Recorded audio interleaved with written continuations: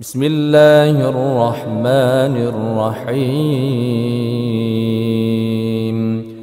Ayat Al-Baqarah 143 itu yang mengatakan aku jadikan kalian sebagai umat pertengahan, itu ada ceritanya, Pak. Jadi dulu Nabi Muhammad ketika hijrah, perintah sholat itu kapan? Perintah sholat itu kurang lebih 1 tahun sebelum hijrah. Isra Mi'raj itu terjadi 1 tahun, 1,5 tahun sebelum hijrahnya Nabi ke Madinah.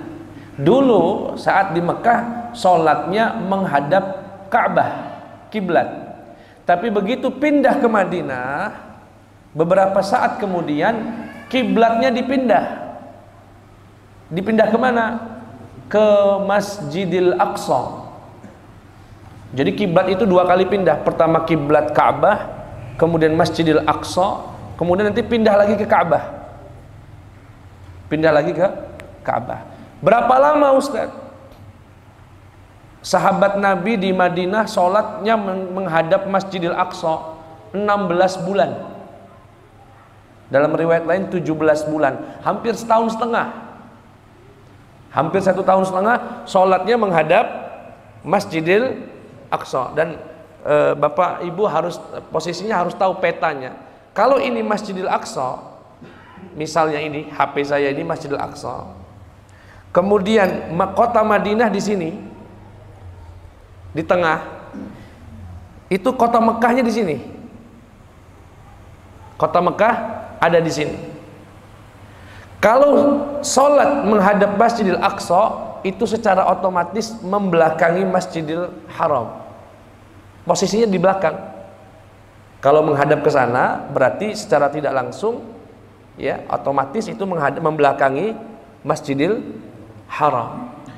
Sudah 16 bulan itu berlalu, Nabi mulai menunjukkan kerinduannya, pengen sekali pindah lagi kiblat itu ke Ka'bah.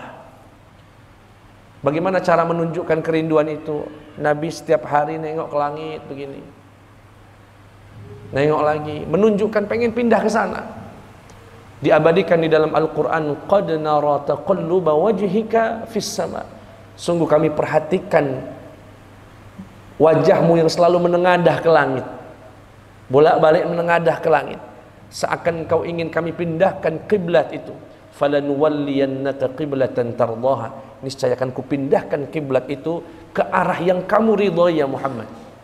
Subhanallah, Allah berbuat agar nabinya ridho. Akhirnya pindahlah kiblat itu. Kapan datangnya wahyu pindah kiblat itu? Nabi Muhammad lagi sholat zuhur. Di mana Ustaz? Di Masjid Bani Salamah. Sholat zuhur menghadap Masjidil Aqsa. Menghadap Masjidil. Baru dapat 2 rakaat, turun malaikat Jibril ngenjuk tahu Muhammad kiblatlah pindah. Pindah kemana? Ke arah Jadi Nabi 2 rakaatnya ke sana kurang lebih.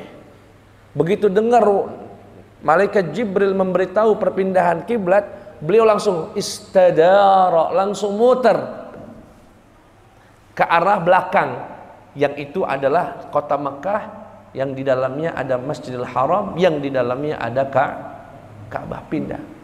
Nah, Masjid Bani Salamah itu sekarang dibangun masjid namanya Masjid Qiblatain, yaitu masjid 2 kiblat.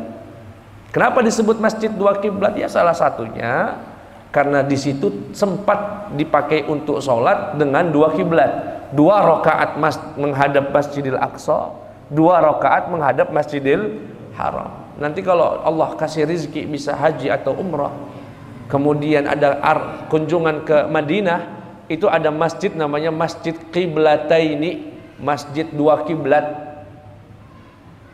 Itu sejarahnya begitu. Nah, ketika umat Islam pindah kiblat, orang-orang Yahudi, orang-orang munafik ngejek. Sayaqulu sufaha'u minan nasi ma wallahum an qiblatihim allati kanu 'alaiha.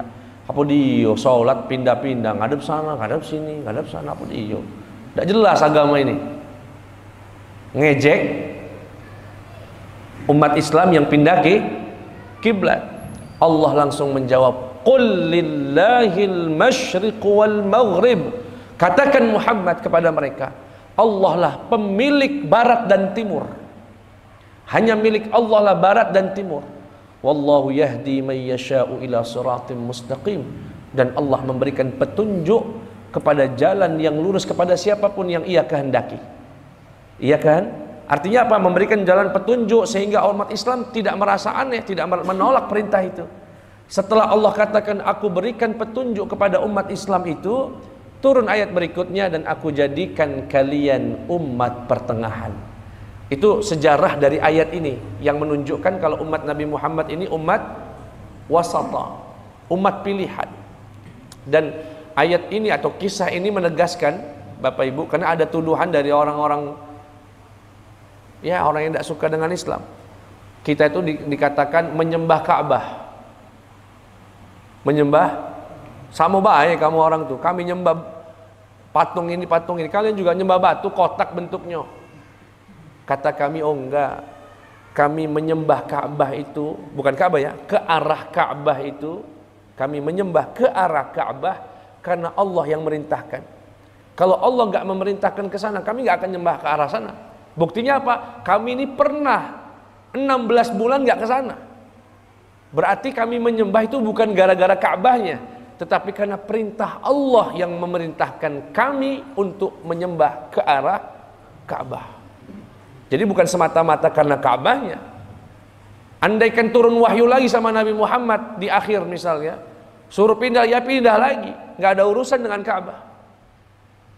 Tetapi karena Allah ingin memuliakan Baitul Haram, kita diminta untuk menyembah ke arah Ka'bah, dan itu berlaku ila yaumil qiyamah, sampai dengan hari kiamat. Sallallahu ala Muhammad sallallahu